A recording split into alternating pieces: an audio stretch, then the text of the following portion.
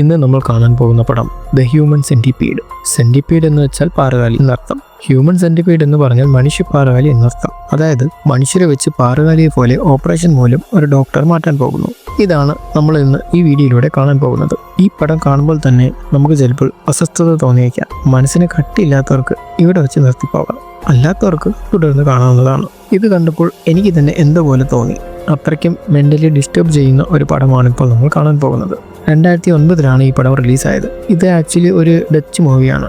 ഈ പടം ഡയറക്റ്റ് ചെയ്തത് ടോം സിക്സ് എന്നൊരാളാണ്. കഥയുടെ കോൺസെപ്റ്റ് ചുരുക്കത്തിൽ പറഞ്ഞാൽ മനുഷ്യരെ വെച്ചിട്ട് ഈ പാറുകാലിയെ പോലെ മ്യൂട്ടൻ്റ് ആയിട്ടുള്ള ഒരു ജന്തുവിനെ ഉണ്ടാക്കണം എന്ന് വില്ലൻ വിചാരിക്കുന്നു. അതിനുവേണ്ടി ഒരു 3 വ്യക്തികൾ ഒന്നിനു പുറകെ ഒന്നായിട്ട് നിർത്തി മുന്നിൽ നിൽക്കുന്ന ആളുടെ പിൻഭാഗത്ത്, അതായത് മലവിസർജനം നടത്തുന്ന ഭാഗത്ത് പിന്നിൽ നിൽക്കുന്ന ആളുടെ വായ വെച്ച് തയ്ക്കുന്നു. രണ്ടാമത് നിൽക്കുന്ന ആളുടെ പിൻഭാഗത്ത് മൂന്നാമത് നിൽക്കുന്ന വ്യക്തിയുടെ വായ വെച്ച് തയ്ക്കുന്നു. രണ്ടാമതും മൂന്നാമതുമുള്ള വ്യക്തികൾക്ക് ആഹാരം കൊടുക്കാൻ കഴിയുന്നതല്ല. ആർക്ക് കൊടുക്കാൻ പറ്റില്ല, കാരണം അവരുടെ വായ വെച്ച് തച്ചിരിക്കുകയാണല്ലോ. അതുകൊണ്ട് അവർക്ക് കഴിക്കാൻ സാധിക്കുന്നതല്ല. അപ്പോൾ അവർക്ക് എങ്ങനെയാണ് ഭക്ഷണം എന്ന് ചോദിച്ചാൽ ഈ ഒന്നാമത് നിൽക്കുന്ന വ്യക്തിക്ക് മാത്രമേ കഴിക്കാൻ പറ്റത്തുള്ളൂ. അവൻ കഴിച്ച് ജീർണമാകുന്ന ഭക്ഷണങ്ങൾ അവൻ വിസർജനം നടത്തുമ്പോൾ അതാണ് രണ്ടാമത്തെ വ്യക്തിയുടെ ആഹാരം.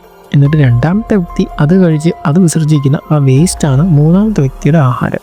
ഇങ്ങനെ ലോകത്തൊന്നും കേട്ടിട്ടില്ലാത്തൊരു കോൺസെപ്റ്റ് വെച്ചാണ് ഈ പടം എടുത്തിരിക്കുന്നത്. ഈ പടത്തിന് മൊത്തം 3 പാർട്ടുകളുണ്ട്. അതിൻ്റെ ഒന്നാമത്തെ പാർട്ടാണ് നമ്മളിപ്പോൾ കാണാൻ പോകുന്നത്. സാധാരണ ഒരു പടത്തിൻ്റെ ഫസ്റ്റ് പാർട്ട് കൊള്ളാമെങ്കിൽ സെക്കൻഡ് പാർട്ട് മോശമായിരിക്കും. പക്ഷേ ഈ പടത്തിൻ്റെ കാര്യത്തിൽ ഓരോ പാർട്ടും ഒന്നിനൊന്നിന് മെച്ചമാണ്. ഇനി നമുക്ക് കഥയിലേക്ക് പോകാം. പടത്തിൻ്റെ സ്റ്റാർട്ടിംഗ് സീനിൽ 2 അമേരിക്കൻ ടൂറിസ്റ്റ് ജർമ്മനിക്ക് ടൂർ വന്നിരിക്കുകയാണ്. അവർ കാറിൽ ഒരു കാട്ടുവഴിയിലൂടെ പോകുന്ന സമയത്ത് കാർ പഞ്ചറാവുന്നു. അടുത്ത് വീടുണ്ടെങ്കിൽ സഹായം ചോദിക്കാം എന്ന് കരുതി ഒരു വീട്ടിലേക്ക് ചെന്ന് കയറുന്നു. അങ്ങനെ അവർ പോയി കഥ തട്ടുന്ന ആ വീടാണ് ഈ സിനിമയിലെ വില്ലന്റെ വീട്. അവരൊരു ഡോക്ടറുമാണ്, ഒരു സയന്റിസ്റ്റ് കൂടിയാണ്. പൊതുവെ ഈ സയമൻസ് ഇരട്ടകളെ ഓപ്പറേഷൻ ചെയ്ത് ഇരിക്കുന്നതിൽ ഇവൻ ഭയങ്കര എക്സ്പേർട്ടാണ്. ഇപ്പോൾ ഇവന്റെ മനസ്സിലുള്ള ചിന്തകളും ആഗ്രഹങ്ങളൊക്കെ ഈ മനുഷ്യനെ ഒരുമിച്ച് തെച്ച് മനുഷ്യ പാറുകാലി ഉണ്ടാക്കണം. അതാണ് അവൻ്റെ ഏറ്റവും വലിയ ആഗ്രഹം. അതിനുവേണ്ടി ഓൾറെഡി തന്നെ ഒരുത്തനെ കിഡ്നാപ്പ് ചെയ്ത് ഈ വീട്ടിൽ പൂട്ടി വെച്ചിരിക്കുകയാണ്. ആ വീട്ടിലോട്ടാണ് ഈ 2 പെണ്ണുങ്ങളും ചെന്ന് കയറി കൊടുക്കുന്നത്. അവർക്ക് കുടിക്കാൻ കൊടുക്കുന്ന വെള്ളത്തിൽ മയക്കുമരുന്ന് കലർത്തി കൊടുത്ത് മയക്കിയിട്ട് അവരെ കെട്ടിയിടുന്നു.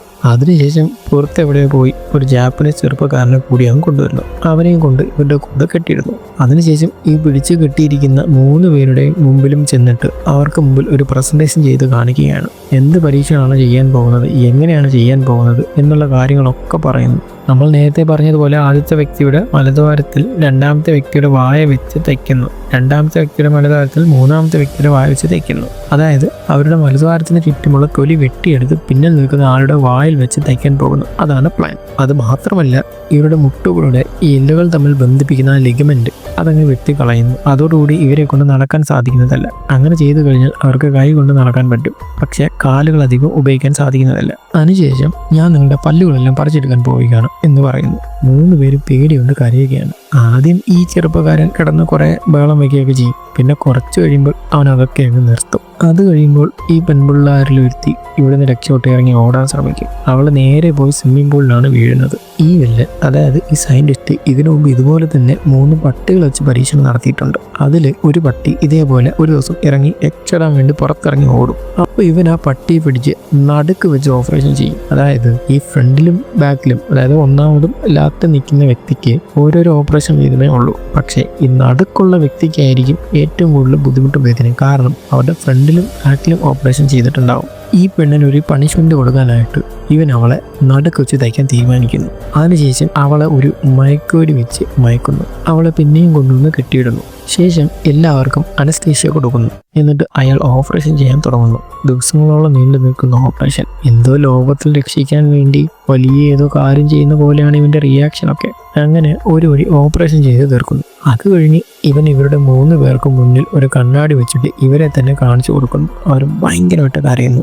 അത് കണ്ട് ഇവൻ വളരെ സന്തോഷപ്പെടുന്നു. അങ്ങനെ മനുഷ്യ പാറുകാലി റെഡിയായി. ഇനി മനുഷ്യ പാറുകാലികൾക്ക് എങ്ങനെ കഴിക്കണം, എങ്ങനെ നടക്കണം എന്നൊക്കെ അവൻ പറഞ്ഞു കൊടുക്കുന്നു. നമ്മൾ ഒരു പട്ടിയൊക്കെ വീട്ടിൽ എങ്ങനെ വളർത്തും അതുപോലെ വളർത്തുന്നു. ഒരു ദിവസം ആ ഫ്രണ്ടിൽ നിൽക്കുന്ന ജാപ്പനീസ് ചെറുക്കൻ ഈ വില്ലന്റെ കാലിൽ കടിക്കും. അപ്പോൾ അവനെ വളരെയധികം ഇവൻ ഉപദ്രവിക്കുന്നു. അങ്ങനെ ഇരിക്കെ ഈ വില്ലന്റെ വീട്ടിൽ 2 പോലീസുകാർ വരും. അപ്പം അവരെ അകത്ത് വിളിച്ചിട്ട് ഇവൻ വെള്ളം കൊടുക്കും. ഈ വെള്ളത്തിൽ അവരെ മയക്കാനുള്ള മരുന്ന് കലർത്തി അവർക്ക് കുടിക്കാൻ കൊടുക്കും. പക്ഷെ അവരത് കുടിക്കുന്നില്ല. സൈക്കോ പോലെയുള്ള പെരുമാറ്റം കണ്ടതിന് ശേഷം അവർക്ക് ഇവൻ്റെ അടുത്ത് എന്തോ ഡൗട്ട് തോന്നുന്നു. ഡൗട്ട് തോന്നി ആ പോലീസുകാരൻ അവൻ്റെ കൈ വെച്ച് ഇവൻ കൊണ്ടുവന്ന ആ ഗ്ലാസ് മുഴുവൻ തട്ടിത്തെറിപ്പിക്കുന്നു. ഡൗട്ട് വന്ന പോലീസുകാർ ഇവൻ്റെ വീട് സെർച്ച് ചെയ്യണമെന്ന് പറയുന്നു. പക്ഷേ എൻ്റെ വീട്ടിൽ പ്രവേശിക്കണമെങ്കിൽ അതിനുള്ള പ്രോപ്പറായിട്ടുള്ള വാറന്റ് വേണം, എന്നാൽ മാത്രമേ എൻ്റെ വീട്ടിൽ നിങ്ങൾക്ക് സെർച്ച് ചെയ്യാൻ പറ്റത്തുള്ളൂ എന്ന് പറയുന്നു. ഇത് കേട്ട പോലീസുകാർ ഓക്കെ ശരി, ഞങ്ങളിപ്പോൾ പോവുകയാണ്, ഞങ്ങൾ സെർച്ച് വാറന്റുമായിട്ട് തിരിച്ചു വരുന്നതായിരിക്കും എന്ന് പറഞ്ഞ് അവിടെ നിന്നും പോകുന്നു. ഇത് കേട്ട പാടെ ഇവൻ വെപ്രാളം പിടിച്ച് അങ്ങോട്ടും ഇങ്ങോട്ടും ഇങ്ങനെ ഓടിക്കൊണ്ടിരിക്കുക. അതിനിടയ്ക്ക് ഓൾറെഡി 3 പേര് വെച്ച് തച്ചിട്ടില്ലേ, അതിലെ 3ാമതുള്ള പെണ്ണിന് ഒരു രോഗം പിടിപെടുന്നു. രോഗം എന്ന് പറയുമ്പോൾ അതൊരു പകർച്ചവ്യാധിയാണ്. അത് അവളുടെ കയ്യിൽ നിന്ന് ബാക്കിയുള്ളവർക്കും കൂടി പിടിപെടാതിരിക്കാൻ വേണ്ടി അവിടെ ചെന്നിട്ട് നമ്മളെ വില്ലൻ പറയും, എന്നെ ഞാനിപ്പോൾ ഇവിടെ നിന്ന് വെട്ടിയെടുക്കാൻ പോവുകയാണ്, ഓപ്പൺ ചെയ്ത് മാറ്റാൻ പോവുകയാണ്. 2 പോലീസുകാരെ എൻ്റെ കയ്യിൽ കിട്ടും, അവരെ വെച്ച് ഞാൻ മൊത്തം 4 പേരുള്ള ഒരു മനുഷ്യപാറകളി ഞാൻ ഉണ്ടാക്കാൻ പോവുകയാണ് എന്ന് അവളോട് പറയുന്നു. അപ്പോൾ ഫ്രണ്ടിലിരിക്കുന്ന ഈ ജാപ്പനീസ് പയ്യൻ അവൻ്റെ കയ്യിലുള്ള ഒരു കത്തി വെച്ച് ഇവൻ്റെ കയ്യിലും കാലിലുമായിട്ട് ഇവനെ കുത്തുന്നു. കുത്തേറ്റ് അവൻ മറിഞ്ഞു വീഴുന്നു. കയ്യിലൊരു കത്തി എടുത്ത് ഇവൻ കൊല്ലുമെന്ന് പറഞ്ഞ് ആ പയ്യനെ ഭീഷണിപ്പെടുത്തുന്നു. അപ്പോൾ ആ പയ്യൻ പറയും, കുഴപ്പമില്ല, ഞാൻ ഒരുപാട് തെറ്റുകൾ എൻ്റെ ജീവിതത്തിൽ ചെയ്തിട്ടുണ്ട്, അതിൻ്റെയൊക്കെ ശിക്ഷയാണ് അനുഭവിക്കുന്നത് എന്ന് ഞാൻ വിചാരിച്ചോളാം, പക്ഷെ നീ ദൈവമൊന്നുമല്ല എന്ന് പറഞ്ഞ് അവൻ കയ്യിൽ കിട്ടിയ ഒരു മൂർച്ചയുള്ള വസ്തു വെച്ച് അവൻ സ്വന്തം കഴുത്തറുത്ത് മരിക്കുന്നു. അതേസമയം ആ 2 പോലീസുകാരും വീട്ടിലെത്തുന്നു. ഓരോ മുറികളായിട്ട് അവർ അന്വേഷിക്കുമ്പോൾ ഇവർ ഈ മനുഷ്യ പാറുകാലിയെ കാണുന്നു. പാറുകാലികളെ കണ്ട് അവർ ഞെട്ടിപ്പോകുന്നു. അതിനുശേഷം ഈ 2 പോലീസുകാരും സെപ്പറേറ്റ് ആയിട്ട് അന്വേഷിക്കുന്നു.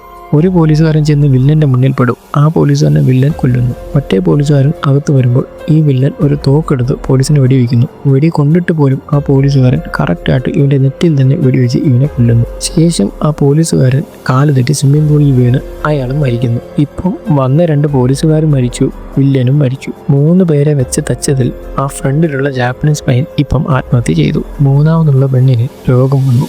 അവള് കുറച്ച് ദിവസം കഴിയുമ്പോൾ മരിക്കും. ഇപ്പോൾ ആ നടുക്കുള്ളവളുടെ അവസ്ഥയൊന്ന് ആലോചിച്ച് നോക്കിയേ, എല്ലാവരും മരിച്ചുപോയി. ഇനി ആരും ഇവളെ കണ്ടുപിടിക്കാൻ? അതോ ഇനി ആരും കണ്ടുപിടിക്കാതെ തന്നെ പോകുമോ? എന്തോ നമുക്കറിയില്ല. അവളുടെ കരച്ചിൽ ശബ്ദം മാത്രം അവിടെ എങ്ങ് മുഴുങ്ങി കേൾക്കുന്നു. അങ്ങനെ ഈ പടം അവസാനിക്കുന്നു. ഞാൻ പറഞ്ഞതുപോലെ സെക്കൻഡ് പാർട്ട് ഇതിനേക്കാൾ ഡിസ്റ്റർബിംഗ് ആണ്. അതുകൊണ്ട് ഇത് കണ്ടിട്ട് കുഴപ്പമില്ലാത്തവർ മാത്രം അത് കാണുക. നിങ്ങളുടെ അഭിപ്രായങ്ങൾ കമൻറ്റ് ബോക്സിൽ രേഖപ്പെടുത്തുക. അപ്പോൾ അടുത്ത പാർട്ടുമായി കാണുന്നത് വരെ ബൈ.